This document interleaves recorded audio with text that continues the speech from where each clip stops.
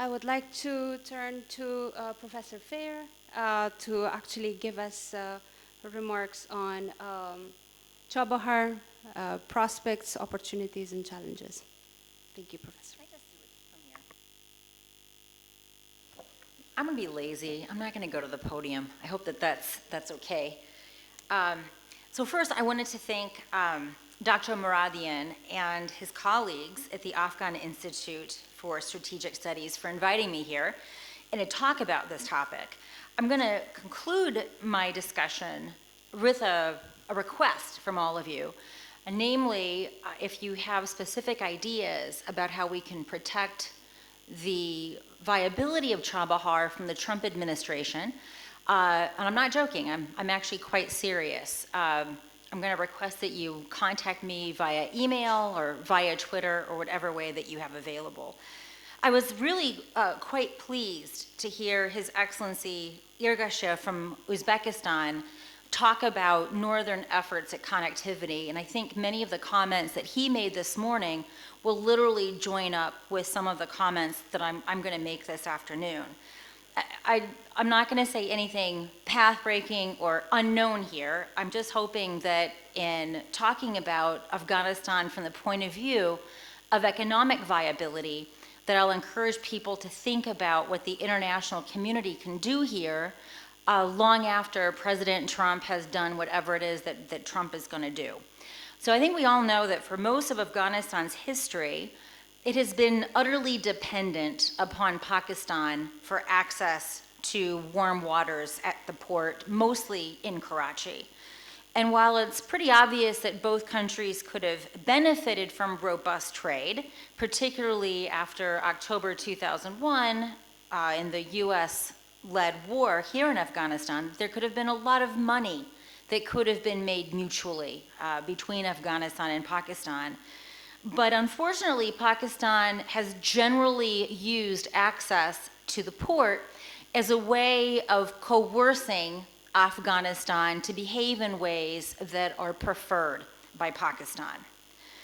So what makes Chabahar so important is that if there is to be a viable port at Chabahar, Afghanistan has other options other than Pakistan. And of course, this is one of the reasons why Pakistan is so concerned about Chabahar. It's probably one of the reasons why we have a lot of attacks on the Zaranj-Delaram highway, is because the last thing Pakistan wants is a viable alternative to what it has to offer, a viable alternative to being coerced and pushed around by Pakistan. So I think many of you know that the agreement that India and Iran made in 2001 to begin collaborating on the port in Chabahar was briefly interrupted when Iran came under Chapter 7 sanctions and India stopped its activity. And this was, from my point of view, not as an American, but from the point of view of a scholar who cares about South Asian security, it's a very bad idea. Because when the Indians had stepped back from their activity in Chabahar, the Chinese stepped in. And the Iranians have been fairly clear that it's really indifferent as to who builds this port, but it's important that this port be built. And once those sanctions were lifted, particularly after the Obama administration working with our European partners and Iran forged an agreement, India returned to Chabahar with vigor. Chabahar is important to most of the actors in this region, albeit for different reasons. So obviously for Afghanistan, having an option that's independent of Pakistan is evident why Chabahar is so important to Afghanistan. For India, Chabahar is very important because Pakistan denies India access to its ground lines of communication, and therefore Chabahar in Iran is the only way that India can meaningfully access Afghanistan and the rest of Central Asia. Chabahar is also part of the north-south corridor, which India, along with Iran and Russia, have helped to build. The idea there is that goods move into Chabahar, it goes onto road and rail transit north through Iran onto the Caspian, and then goods can transit onto Russia or even onto Europe. And obviously, Chabahar is important for Iran for reasons that are really quite apparent.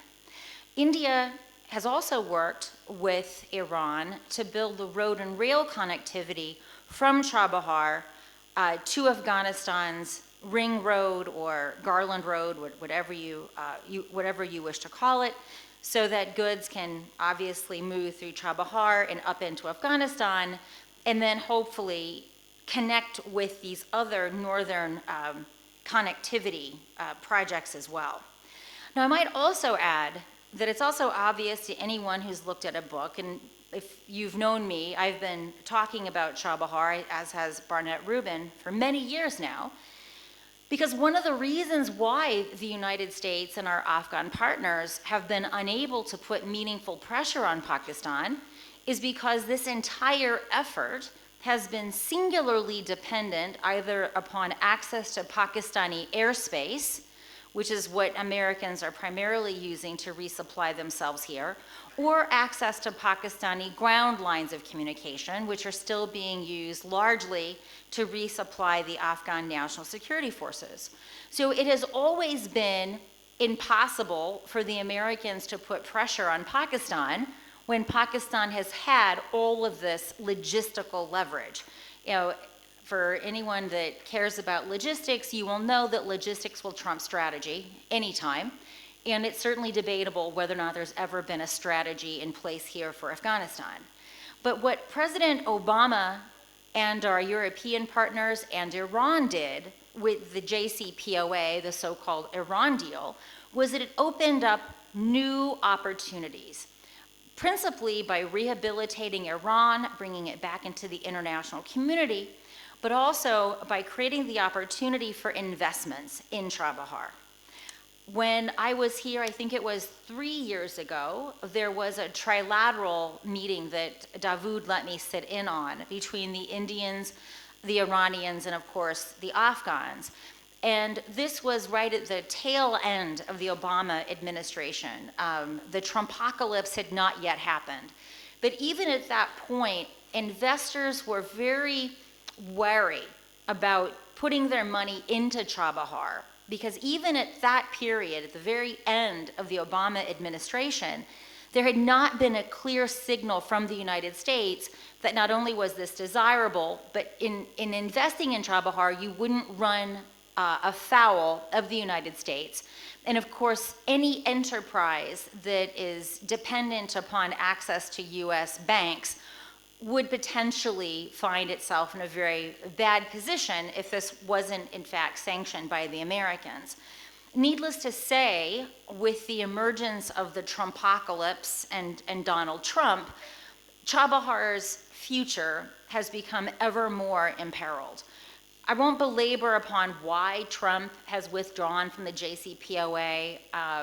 It has nothing to do with him having any particular interest in Iran. It has much to do with US domestic politics. US domestic politics, in particular, his evangelical Christian constituency, they have certain preferences towards Israel. These preferences towards Israel has dictated his position on Iran.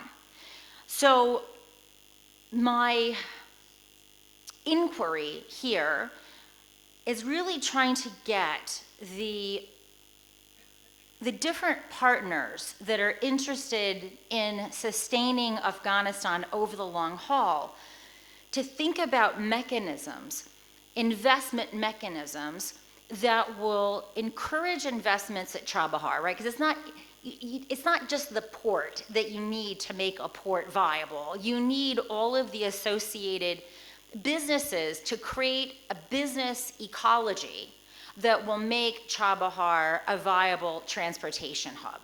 And without those investments, all you really have is a place where you can dock ships, but you don't have a place where you can vigorously engage in movement of cargo from the port onto trucks, onto railroads, and actually create a robust distribution network.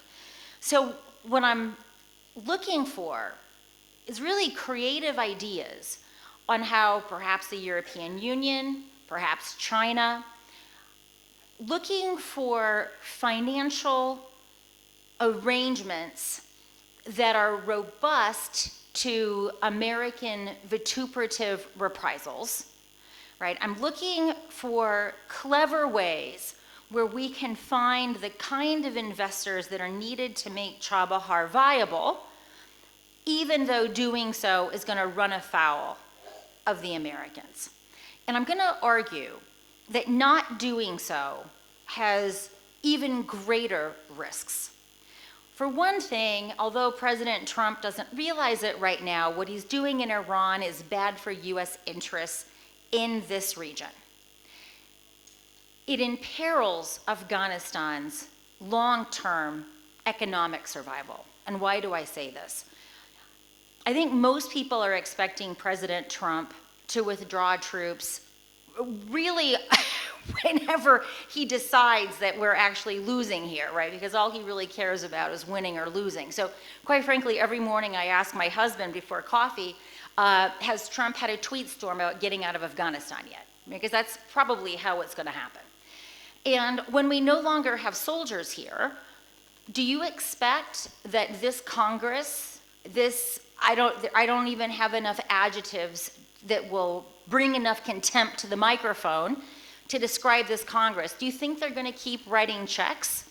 Right? Afghanistan cannot even pay for the recurring costs of keeping its government afloat. Right? We all know this.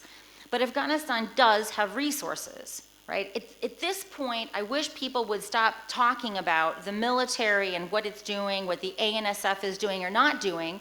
What I want you guys to leave this thinking about is Afghanistan economically is a ship that is sinking. You have resources in the ground, but you have to get those resources to the market, right? So if we could find a way to think about Afghanistan being economically viable, in some ways the security situation is a secondary concern to the economic situation. And why do I say that? I think all of us know the story of Najibullah, right? Najibullah was able to resist every single thing that Pakistan threw at him, even though there were no Russian soldiers here, right? But as soon as the last check in rubles came and was cashed, Najibullah was done, right? This is without some way of paying for this country, all of the blood and sacrifice that has been made by Afghans and its partners, it's lost. So I'm going to ask China, for example, to consider, is it willing to basically tell the US government to take a hike and invest in making Chabahar a viable port? Are the Indians willing to stomach this? Because I don't see any evidence that the Indians have the capital to simply replace what the Chinese might be able to do. And I'm sympathetic to the Indian position, right? The Indians look at Chinese efforts all around its neighborhood, right? We have Djibouti, we have Gwadar, we have Hambantota in Sri Lanka, we have Chinese ports in Myanmar and also in Bangladesh, and they all have a very similar investment model, which is predatory lending, so that the Chinese can actually have access to that sovereign territory, right? So I'm very sympathetic to India's concern. But I'm going to argue that unless China and India can find a way of putting this regional rivalry into a different place when it comes to Chabahar, all of our collective interests are going to be in harm's way in Afghanistan. So I don't have any great ideas on how we secure Chabahar from President Trump. But what I am saying, if any of you have any ideas, I'm working on a long-term project on this over the course of the next year, and I'm very interested in hearing your ideas. And you can email me any ideas that you have. If you have a think tank and you want to engage in long-term discussions, my email address is CCF33, that's Charlie Foxtrot, I should know Foxtrot really well, CCF33@georgetown.edu. Thank you. Professor Fair, thank you very much for that wonderful presentation. I think you are really bringing something very, very important that we're going to ponder upon, and I'm sure that there's going to be discussions. Economic viability, something that truly at the end of the day probably is more important than political and security issues, and economy is definitely intertwined to actually even bring solutions to all of those challenges. The significance of Chabahar in the light of all the challenges that we have with Gwadar, and really at the end of the day how landlocked we are, and the discussions of railways was mentioned earlier this morning as well, but that's also going to be something long-term. So in light of all of those, Chabahar is really an issue of significance that we need to consider.